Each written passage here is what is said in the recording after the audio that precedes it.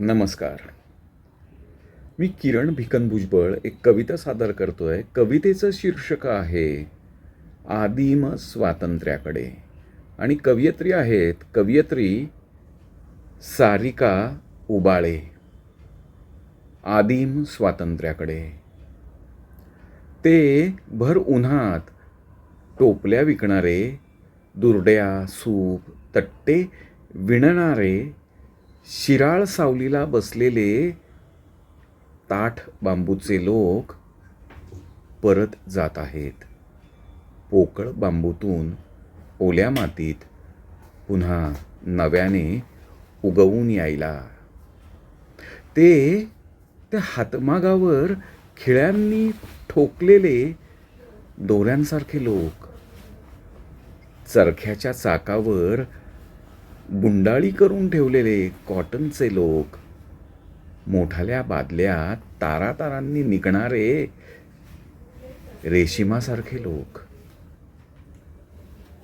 अंबाडीच्या खोडातील रंगारंगात भिजवून ठेवलेले चिवट ताग्यासारखे, नारळाच्या दोऱ्यातले खरखरीत पिळदार लोक, बांबूचे कॉटनचे रंगीत रेशमी अन खरखरीत लोक उकलू पाहत आहेत.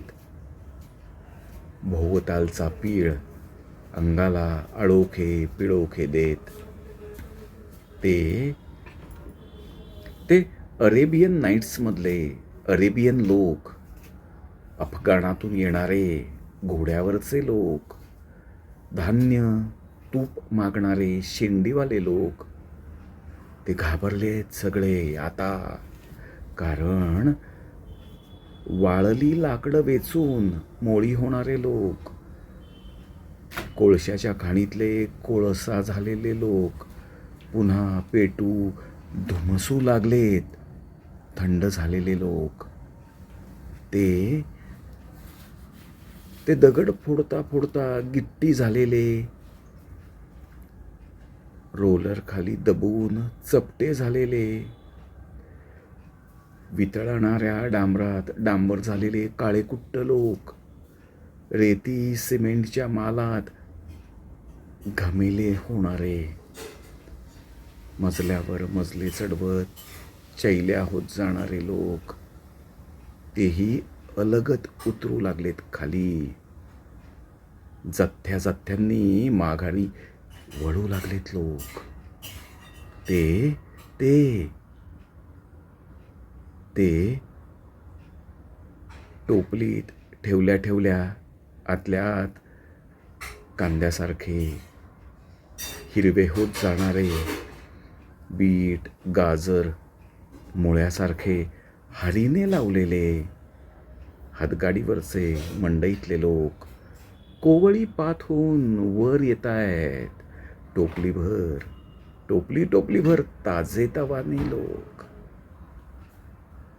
ते चौका चौकात जथ्यांनी बसलेले, 300-400 रुपयात स्वतःला विकून घेणारे, 12 तासातले 10 तास राब राब राब राबणारे, डोळ्यात मजुरी दाटलेले लाचार गुलामासारखे लोक बाहेर निघत आहेत. मळक्या कपड्यातून, शर्टा पॅन्टांच्या ढिगाऱ्यातून सळसळत सळसळत सरपटत पुढे निघालेत नागवे, काळे कुळकुळीत सापांसारखे चमकदार लोक. ते सरपटू लागलेत हळूहळू. वारुळं जंगलं डोंगर. ते सरपटू लागलेत हळूहळू. वारुळं जंगलं डोंगर अन दऱ्याखोऱ्यांकडे. नागवंशी लोक पुन्हा आपली आदिम संस्कृती परत शोधण्यासाठी ते सरपटू लागलेत हळूहळू. वारुळं जंगलं डोंगर अन दऱ्याखोऱ्यांकडे. नागवंशी लोक पुन्हा आपली आदिम संस्कृती परत शोधण्यासाठी. ही कविता होती कवयित्री सारिका उबाळे यांची. धन्यवाद.